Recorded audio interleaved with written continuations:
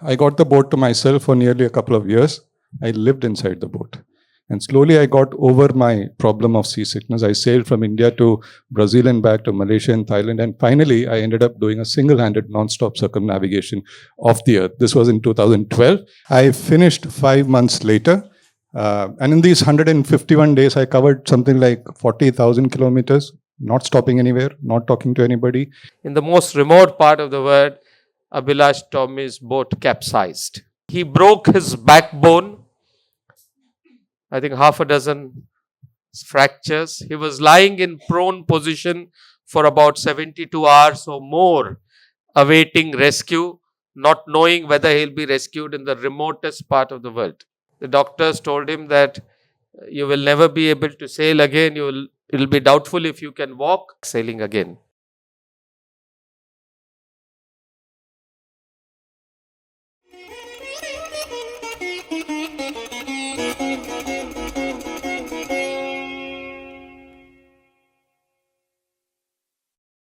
A very, very special session.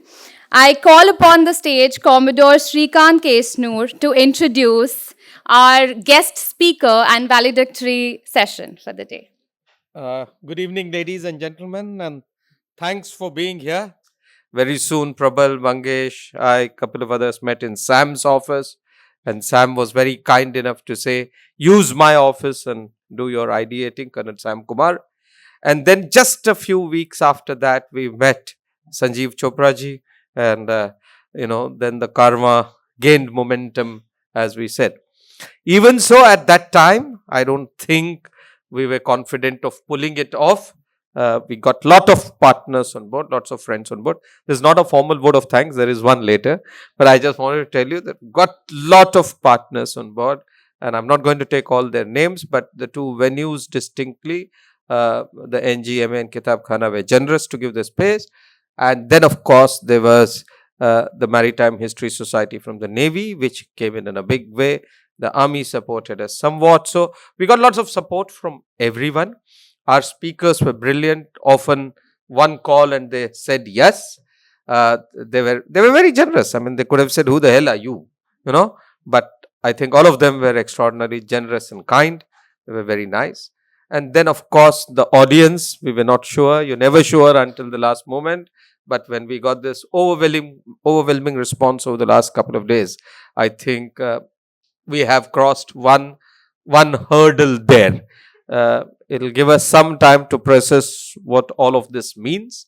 But I think from Team Vyakhya side, from Team VOW and all of us, I think we're eternally grateful to all of you for the support that you give and have given. So this is what has made this fest possible. So the valedictory session, when we were sort of thinking how should we, because it's always a challenge that at the end of a long 2 days, and you've got so many wonderful speakers, so many ideas, so many things buzzing around, how do you sustain interest of Mumbaikars on a late Sunday evening? And that is when, by a chance, when we were contemplating, I came to know that Abhilash Tomy is going to be in India, and he was going to be in Goa on the 28th. So I just called him. I said, Abhilash, is it possible for you to extend your stay by a couple of days? Initially, he said, no, I have lots of commitments. And then he said, for what? I said, there's a literature fest. And Abhilash's ears, I could see that like an antenna, they opened up. Because as I'll tell you later, he's a great literature lover too. So he said, tell me more. And then, of course, I explained about our fest and all that. And very soon, I got a yes from him. So that set the ball rolling as far as the valedictory. So he's come, as you know, he's based in Abu Dhabi. So he actually delayed his trip back to go home to be with his family. So that he could attend this festival route from Bombay. Otherwise, he was going back from Goa. So, ladies and gentlemen, what do I say about Abhilash Tomy? I think he's an icon. You all know. You just have to Google. You just have to go through any of the literature. I'm not going to tell you much of that. The bare skeletal details and a little flesh flesh and blood is what I'll put in. He was commissioned in 2000, Millennial Commission. He retired in 2021 as a commander from the Navy, but the sea is in his veins. Along the way, just as we have a Mahavir Chakra, Abhilash Tomy is Kirti Chakra, Nausena Medal Gallantry winner. Nausena Medal Gallantry, Tenzing Norgay Award, the highest award for adventure in the country, and an honorary PhD. So he is Dr. Abhilash Tomy. But that is just, that is one part of him.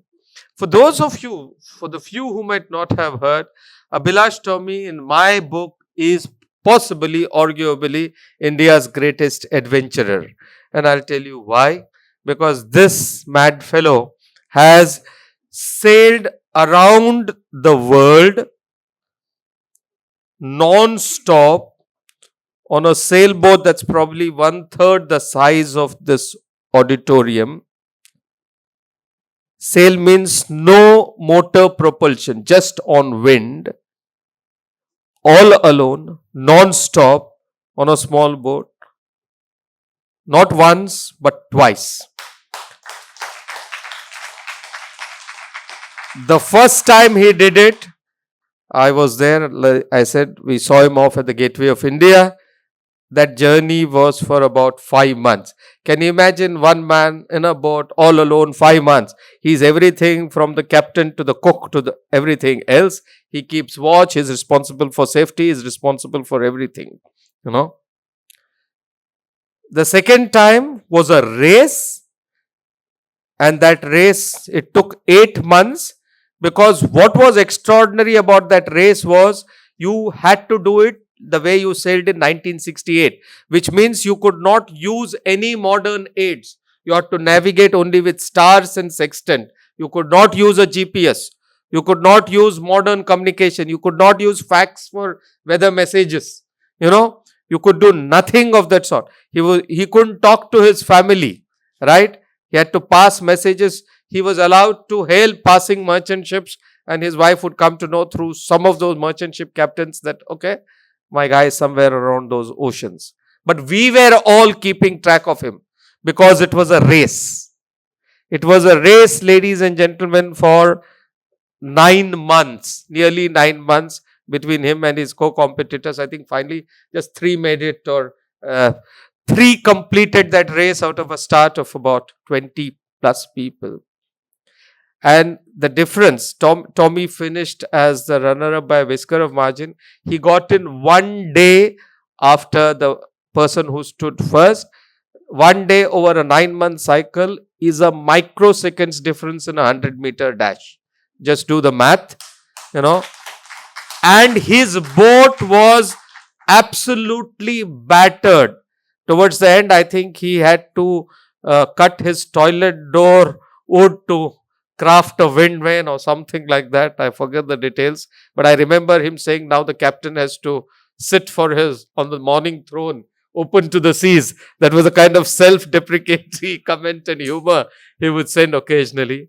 So that is the sort of guy Abhilash Tomy is. But his most heroic story is not these two. There was a voyage that happened in between when this man, I told you, madman, he set out a second time, and this was in 2018, for the first Golden Globe race, 50 years after the 1968 race. He was in second or third position, 3 months into the race, in the most remote part of the world, in the southern oceans as it is called. As he said, you draw a line touching the southernmost part of Australia and Africa, and draw a line vertical from southernmost part of India, where they all intersect. In the most remote part of the world, Abhilash Tomy's boat capsized. Right? He was holding on to a mast. He fell from that mast. I'll wait for you to describe that. But this man was lying he broke his backbone. I think 6 fractures. He was lying in prone position for about 72 hours or more, awaiting rescue. not knowing whether he'll be rescued in the remotest part of the world. Ultimately, he was rescued, taken to a hospital, taken to one of the hospitals there, then brought by an Indian naval ship. His doctors, they did a surgery, they put titanium in his backbone rods. That's why it's called Titanium Tommy. The doctors told him that you will never be able to sail again. It will be doubtful if you can walk. He started walking in 3 months. He started flying in sometime after that. And he told his wife, I'm going to go back sailing again. And this is the context in which he raced in 2000. This is the context in which he raced in 2023. Just see the accident of 2018. And this is the context. So we have, as we say, an extraordinary gentleman. But if you were to speak to him, like Gigi sir, he's very humble. He talks of, I had an accident, I fell down, I broke a few bones, with absolutely no drama about him. More than that, very wry, very self-deprecatory humor. But above all, two things mark him out. He's extremely well-read. He's very fond of literature, very fond of books, carried a lot of books with him on his solo voyages. And he's deeply into spiritualism and a very, very deeply spiritual person. So he asked me, what is it that I should speak about? I said, Abhilash, you are an adventurer, you are a lover of books, you are at a literature festival. Perhaps you could try and see if you can speak on literature and adventure. I don't know, but he has this. All mavericks have this streak of disregarding what their seniors tell them. So I don't know if he's going to follow what I'm going to tell or not. But Abhilash, the stage is all yours. Thank you, ladies. Thank you, sir. Check. After that introduction, we can straight away go into the Q&A session. There's nothing left for me to speak. First of all, sorry, I'm a bit nervous. So, this is the only thing you will learn from me today. And I developed this trick in France when somebody gave me a mic and said, say something. And there was a big audience of sailors and adventurers.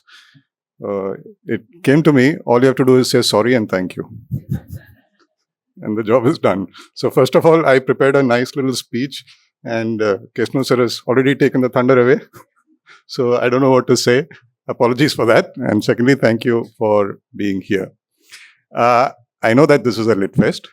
I shouldn't be doing this, but I'm going to make a case against reading books. Because when I look back at my life, most of the problems were caused by the books that I read. There are two kinds of fools: those who lend books and those who return them. There is a third kind of fool: he who reads a book. I fall into all three categories. Like all stories, this story starts with once upon a time. Once upon a time, there was a library. And it was a naval library because my father was in the Navy. And most of the books that were stocked in these libraries had stories of adventure. People who went to sea, boys who went to sea, boys who ran away from homes to find adventure at sea. And I read all those books. And I was so enamored that by the time I turned 12, I went to my mom and said, I'm going to run away from home. Why? Because I'm seeking adventure. She said, wait for a few years and you can join the Navy. I was like, fine, good idea. But in the meantime, we were posted in Karanja and I started making rafts out of thermocol sheets. And these were discarded from missile packaging material. They used to float and come onto the beaches. I used to make raft out of that and go punt out into the sea. And once when I came back, my mother saw me from the balcony. She asked me, was that you? I said, yes. She said, be careful. That's all she said. She knew that I needed to have some sort of adventure. When I was in 10th standard, social sciences was one of the weakest subjects for me. And I thought I will, prepare by reading some extra books. And one of the books that I read was Study of History by Arnold Toynbee. And thanks to reading that book when I was 14, I scored the least marks in social sciences. And I'm sure that history brought my marks down. So don't read books. Don't read anything beyond what you're supposed to be reading. After 12th, I joined the Navy, and my first target in Naval Academy was the library. And I saw this book. Its name was 100 Years of Solitude. The title was so beautiful. I picked it, I read it, and I realized it's a phenomenal book because I did not understand a single word of it. But I loved the word solitude, and it stuck to my mind. I read a magazine in Naval Academy which spoke about a race around the world. It was called Around Alone. And that put an idea in my head. Even you can do it someday, right? It's a beautiful adventure to have. When I became an officer in the Navy, my salary was 8,500 rupees. I was saving 8,000 rupees every month, putting it in the Provident Fund and compounding annually at something like 12% in those days. I thought that I'll have 1 crore when I retire in 2021, and with that I can buy a boat and sail around the world. What about the charts, right? You just have a boat. What about the charts and other stuff? Well, in my long naval career, I will steal some from every ship that I'm going to serve. Well, that was my plan. Later on, I joined the Air Force for a year, became a pilot, and I came back into the Navy. I started sailing again. But my life suddenly had a disruption. And this disruption was caused by a man called Joshua Slocum, who sailed around the world in the late 1890s. He wrote a book in 1900. Its name was Sailing Around the World Alone. Admiral Avati, who was posted in United Kingdom in London many years ago, was walking on the streets of London and he found this book in some bookstall. He picked it up, read this book. He comes back to India. And he now wants to start a project where a sailor is sailing around the world alone. That project now comes to be known as Sagar Parikrama. And soon enough, I am drawn into it. But before this, 99, I have my first sea experience. I'm put in a sailing ship called Tarangini. And we sailed from Goa to Bombay.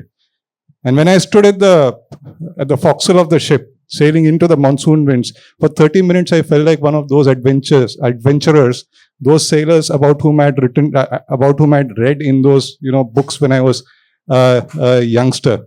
But that feeling lasted only for 30 minutes because reality dawned. Ships have a complex 6-dimensional motion. They move along the XYZ axis and they move about the XYZ axis. This causes a unique problem called seasickness. Now, the body solves this complex 6-dimensional equation by throwing up. That's what I was doing. Later on, I came to know that there is a cure for seasickness. It's called go sit under a tree. But you can't find trees at sea. So I kept solving this equation by throwing up. Years later, after I completed the Volvo Ocean race as a manager, I was sent to Oman to sail on the boat of a scientist. He was the son of Sir C.V. Raman. And after 3 days of sailing with him, he asked me to get out of the boat and go back to India because I still suffered from seasickness. I come back and Captain Donde is now preparing to go around the world. Navy asked me if I want to help him. So it doesn't involve any sailing. I'm just supposed to look after the boat, prepare stuff inside the boat, make sure everything is ready. And I said, yes, why not?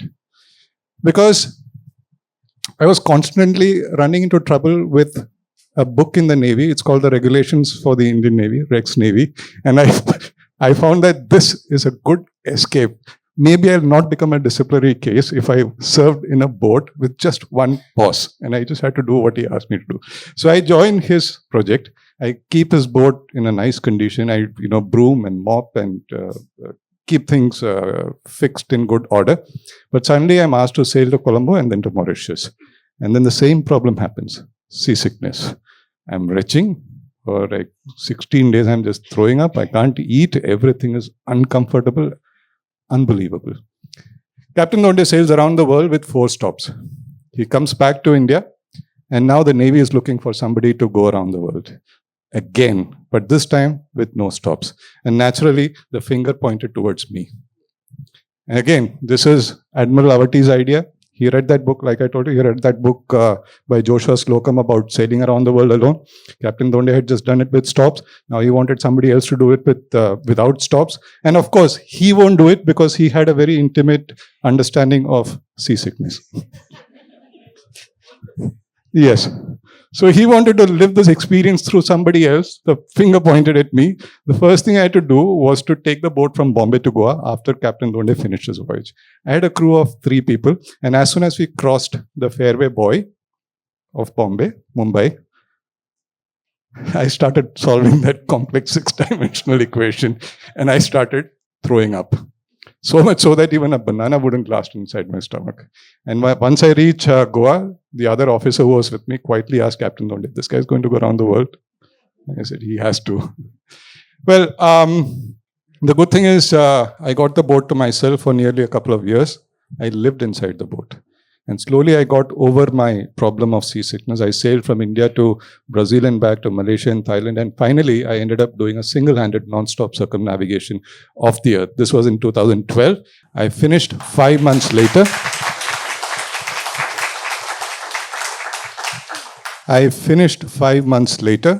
And in these 151 days, I covered something like 40,000 kilometers. Not stopping anywhere, not talking to anybody. In fact, if you want to imagine the kind of solitude that I experienced, imagine you're standing in the middle of this country. You look north up to J&K, south up to Kanyakumari, east and west up to Arunachal and Gujarat, and there's not a single person around you. And forget people, there are no trees, there are no buildings, there are no roads, no cars, no normal human conversations, no normal food to eat. In fact, there are points in this voyage where the closest human being is the person in the International Space Station who's going around the Earth every so many hours. That's a kind of solitude that you experience. And that's where I want to quote Gabriel Marquez. I'll quote him because this particular quote is probably the closest to what I feel right now. I've had a lot of experiences, but I cannot recount all of them. Because in Gabriel Garcia Marquez's words, my crucial problem has been a lack of conventional means to render my life believable. And that is the crux of my solitude. But thank you. Not my words, I'm just borrowing from his Nobel acceptance speech. So I come back. I've just spent 5 months at sea. I've been through the sinister southern oceans where, Chichester describes, he in a speech says that wild horses cannot drag me to the sinister southern oceans where height of waves are not measured in inches and feet, but in increments of fear. What they say is that at 40 south, there are no laws. At 50 south, there are no rules. At 60 south, there are no gods. And at 70 south, there is no common sense. What I say is that if you're an atheist, you would want to invent a god so that when you go down south to the 40s and 50s and 60s, you would have somebody to pray to. Now, I'd just come back from this circumnavigation. I'd just been alone for 5 months, no company, no conversations. And I did something which was far more difficult than a non-stop circumnavigation. Any guesses? Attempted the interesting answer. But now that he's talking about the command exam, I just spent, 3 months at sea. I was in the Pacific when I get a message from a friend saying that you flung navigation exam in staff college. Again, books, Yeah, it was quite funny. I said, okay, I'm done. I'm coming back. And I came back. But I didn't attend the command exam, sir. That's much later.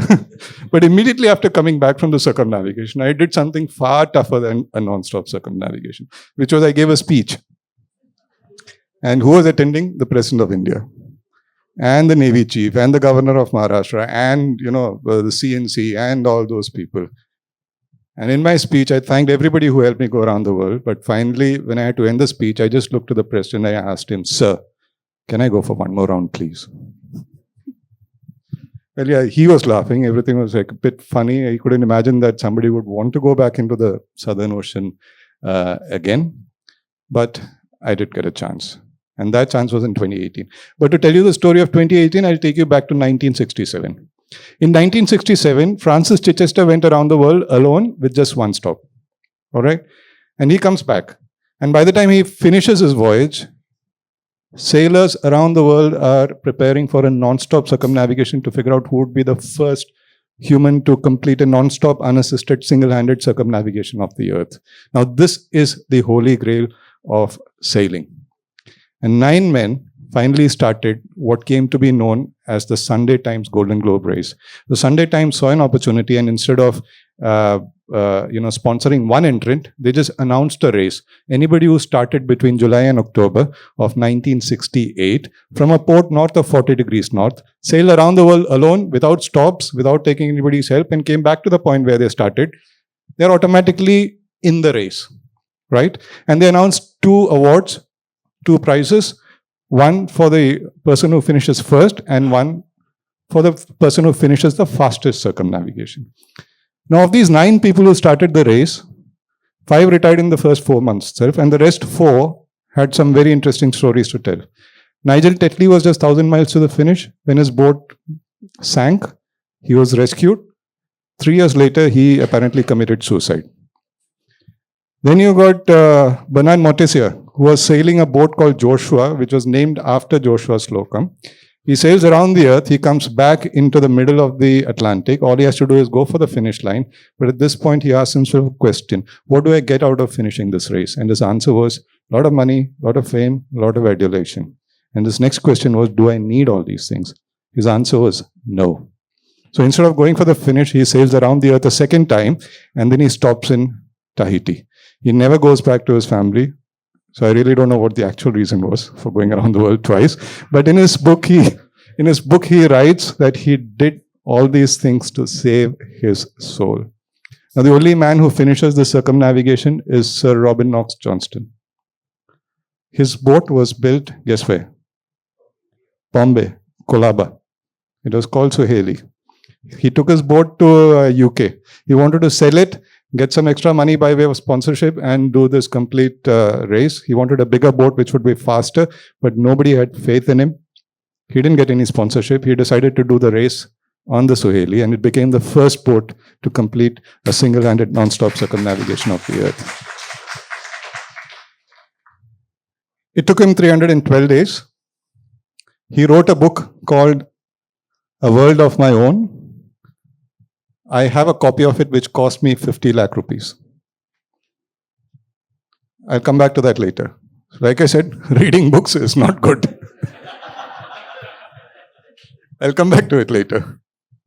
So he writes a book called, A World of My Own. I'm sure Admiral Avati was impressed by that book as well, and Montessier's book. And he conned Captain Donde to go around the world, and he conned me into going around the world. But as about a couple of years after I completed my non-stop circumnavigation, there was an announcement that the Golden Globe race had been revived. This race was not repeated for the next 50 years. From 1968, it was never repeated. But in 2018, it was 50 years of the original Golden Globe race, and they decided to have this race once again.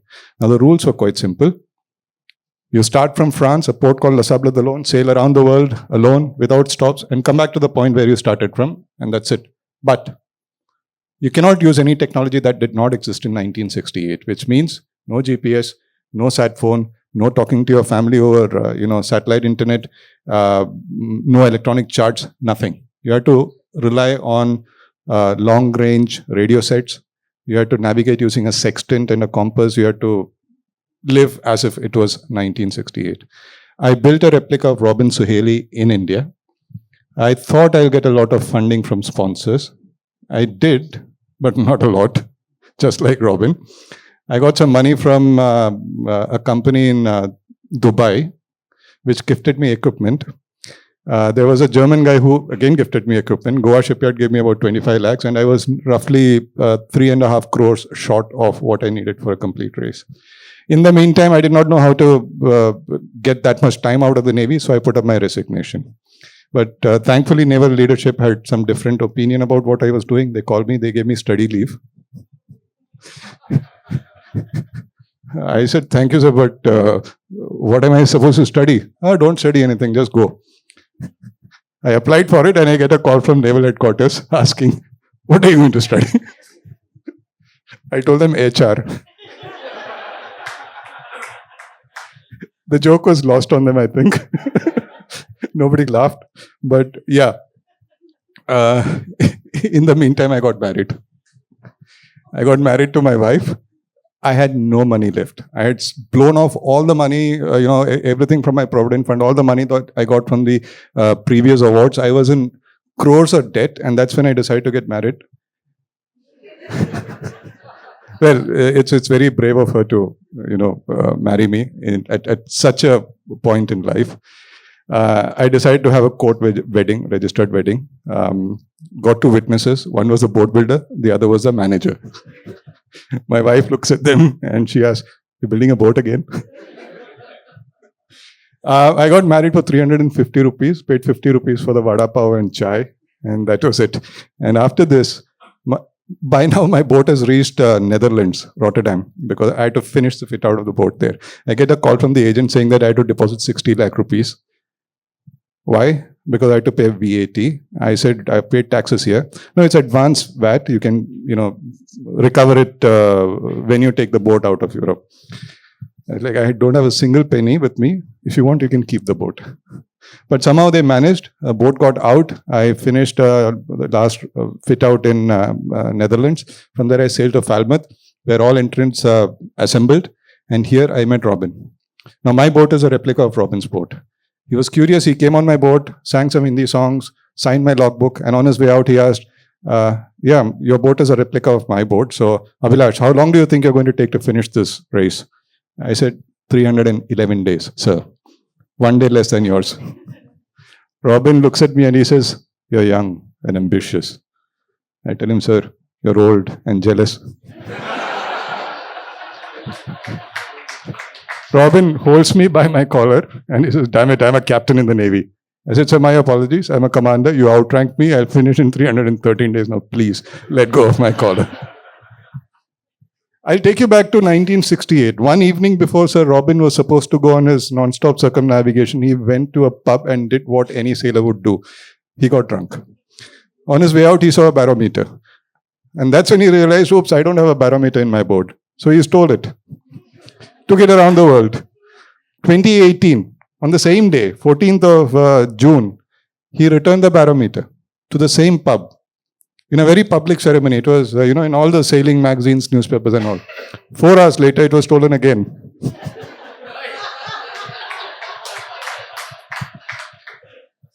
4 hours later, it was stolen again.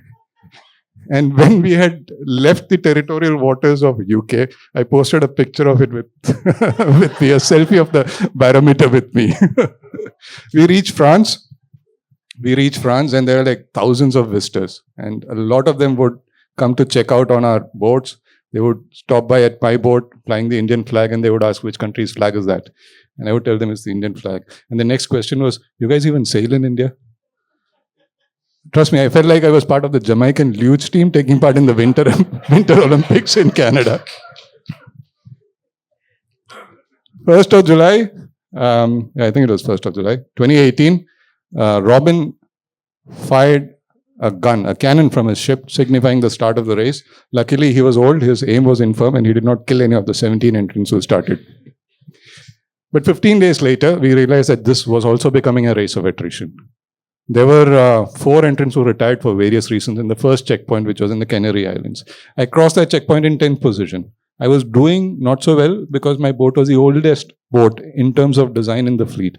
It was a 1923 design boat, while the rest of them had boats from 1988, 1960s design. They were supposed to be faster. But a few days later, something happened that was to change the course of this race for me. I was sitting in the boat alone, happy in my own solitude, when I get a message on the sat phone saying that I had to speak with my wife. Now, you got a sat phone. You have a sat phone. You can only talk to the race director. If you call anybody else, you're disqualified. But here the race director is asking me to speak to my wife. Yeah, what happened? I thought she wanted my Facebook password. The last time she asked for it, I gave her my credit card. This time I told myself, you don't have a number, don't call her. But as soon as I had that thought, I get another message saying, "This is her number, please call." I called her and she was speaking for 5 minutes and I did not hear any sense of urgency in her voice. And I'm hard of hearing. I got 90 decibel hearing loss. I just couldn't understand what she was trying to say. So I said, "Pause. Can you very clearly, precisely tell me why did you ask me to break this rule and speak to you? As I see it, there is no sense of urgency in your voice. And the reply is, "You idiot, you didn't understand a single word of what I said." I said, "No, can you be very specific? Naval terms, communicators terms, the precision and brevity and, just tell me in 3-4 words." She said, "You're going to become a father." Yeah. She said, "You're going to become a father." I'm carrying. I said, "Okay, I'll call you back." I decided to discuss this with whoever was around me, which was, I think, a couple of dolphins, some flying fish, some jellyfish and octopus. Nobody was interested in my story.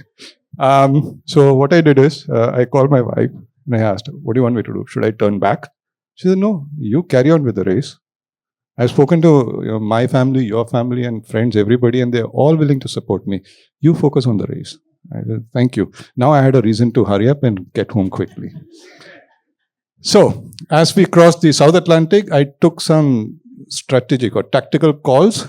But this boat, which was supposed to be slower than every other boat, landed up in 5th position when we were rounding Cape of Good Hope.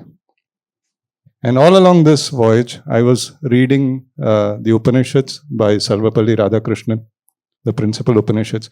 And in one of the Upanishads, called the Mandukya Upanishad, they were speaking, or he was writing about what's called the Turiya Avastha. And why Turiya Avastha is important is because my boat was named Turiya. Turiya is the 4th state of consciousness, and this is a name that my wife gave or suggested. And it is in this Turiya Avastha, the 4th state, that all the other 3 states happen, which is wakefulness, dreaming, and sleeping. I was reading about Turiya Avastha. I read a book called This Thing of Darkness. This Thing of Darkness, which is about a ship called the Beagle. And the Beagle famously carried Charles Darwin around the world, where he made all his scientific discoveries. But it starts that the opening scene of the book is of the captain of a ship who is left to survey Patagonia. And he's so terrified of the solitude that he's suffering that he shoots himself dead. And the story then goes to, I think, Captain Fitzroy, who takes over the ship, and then he takes it around the world with Charles Darwin. He becomes the Governor General of New Zealand. He becomes the Chief Meteorologist of England. And in the end, this gentleman also kills himself by slicing his throat. Honestly, this was probably a true book that was written. And if I had read this book before I started my adventures, I would have had a better perspective of what the sea was going to offer to me. These books that I read never told about seasickness. They never told about, salt in your armpits and in your hair. It did not tell about going to the toilet going to the loo in a toilet that's heeled at an angle of 30 degrees, going up and down 5 meters, and that you have to carry a polythene bag with you because most of the times things jump out of the toilet and you have to chuck everything overboard. These books, honestly, conned me. But anyway, coming back to the story of my sailing, I was 5th at Cape of Good Hope. A few days later, I overtook number 4, number 3, and I was 2nd. No, I was 3rd. You overtake 3rd position, you are in 3rd position. I was number 3rd, but I was hit by a really bad storm, which capsized my boat. I was hanging onto the mast. I got separated from the boat. And when the boat straightened, I was on top of the mast, about 8 to 9 meters high. My hand got stuck in a steel wire rope. It was my watch that actually got stuck. Strap broke. I fell onto the boom. My back hit. I fell on the deck, went inside, and everything was a mess. There was gas leak, diesel leak, charts underwater, tools, knives, everything spread all over the place. I got on my knees, cleaned everything. I started working, tried for 30 minutes. The storm was still raging outside. But after 30 minutes, when I tried to stand, my knees just collapsed. And I was like collapsing like this. I tried 3 times. After that, I realized there was no point. I gave up, crawled onto the bunk, and sent a message. Rolled, dismasted, severe back injury, cannot get up. For the next 3.5 days, I was like that. I did not know when rescue is coming. I did not know what time of the day it was. I could not stand and pump water, so there was nothing to drink. I could not stand and cook, so there was nothing to eat.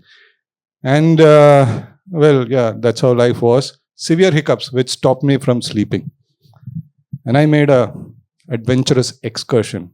I lowered myself from the bunk, crawled to the nearby storage area, from where I picked 6 cans of iced tea, dragged it back to my bunk, and I crawled into it. And I was drinking these cans of iced tea to survive. But I had to vomit to sleep. The hiccups were stopping me from sleeping. And I discovered a correlation between vomiting and hiccups. So if I vomited, there won't be any hiccups for 30 minutes. I was drinking iced tea, vomiting it, going back to sleep. Drinking iced tea, vomiting, going back to sleep. I survived like that for 3.5 days. And on the third or fourth day, a ship landed up. It was diverted to rescue me. The ship's name was Osiris. It's the Egyptian god of life, death, and afterlife. And it is the last voyage of this ship. And this ship turns up, picks me up, takes me to a nearby island where I'm medically stabilized. On the 6th day of the accident, an Indian ship lands up. They pick me up in a helicopter, take me to the ship. I reach India after 16 days of the accident, and then I'm put inside an MRI machine where they discover 4 fractures in the spine. And the next thing they tell me is you cannot get up and walk because if you fall down again, you're going to be properly paralyzed. I did not want to take a risk. On the 17th day, I was put in a special aircraft and taken to Delhi. 18th day, another CT scan. My back was cut open, 2 titanium rods were inserted, 8 screws were put in place, 5 vertebrae were fused into a single piece. And 2 weeks later, I was discharged home for 2 months. I was given 2 months of sick leave. I come home in a wheelchair. My wife is 3 months pregnant. I am about 3.5 crores down financially. Supposed to be a very bad time for me. I couldn't get up from a chair.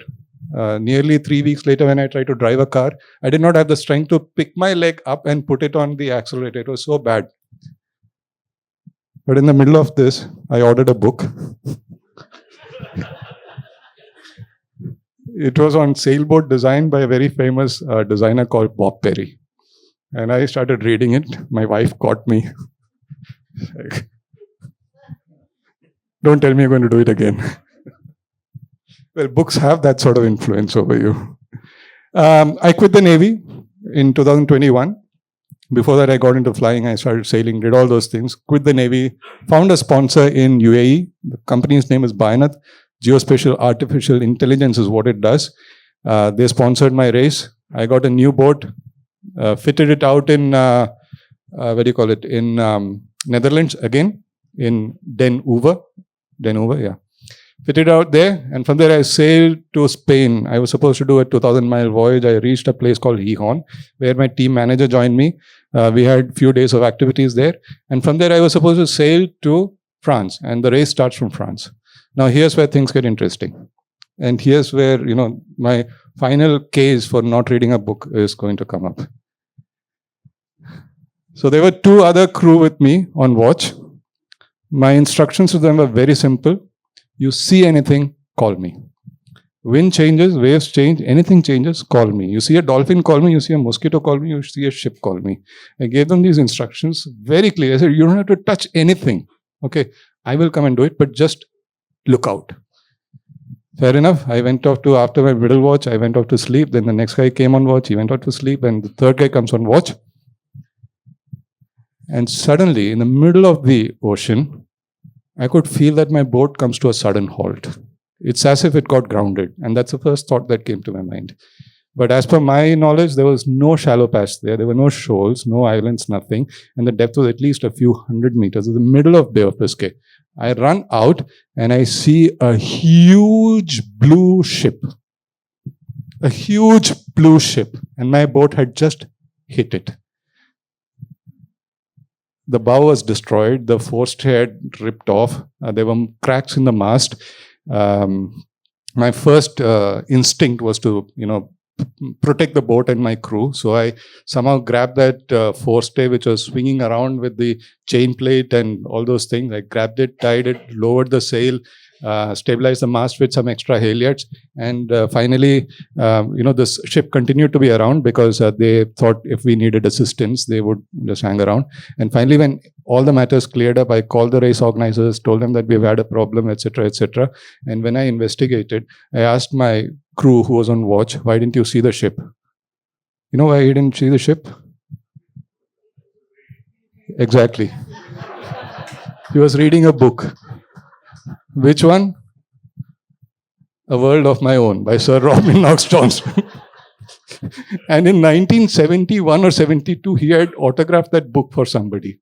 He said, I'm sorry, my elbow is not fine or something like that. I hope to see you when I'm better. That's what he had written. This book cost me 50 lakhs. Because when I reached shore and I did a budgeting for the repairs, it came to 50 lakhs. Friends Piston, I had completely blown up the money that sponsors had given. Friends Piston, some donated, some lent, and I was able to start the race this time on 1st of September. This race took me around the world, 236 days all by myself. There were a lot of problems along the way because I had just about 15 days of sailing experience on this boat before I started the race. I found a sponsor very late. Plus, there was some trouble back home in Goa, because of which I had to spend 1 month there. But with just 15 days of sailing experience on this boat, I finished the race second. In the history of this race,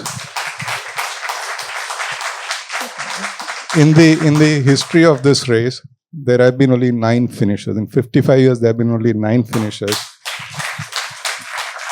And I'm proud to say that other than beyond just finishing this race and finishing second, it was my personal tribute to this great nation to have carried its tricolor around the world as part of Azadi Ka Amrit Mahotsav. Thank you. Well,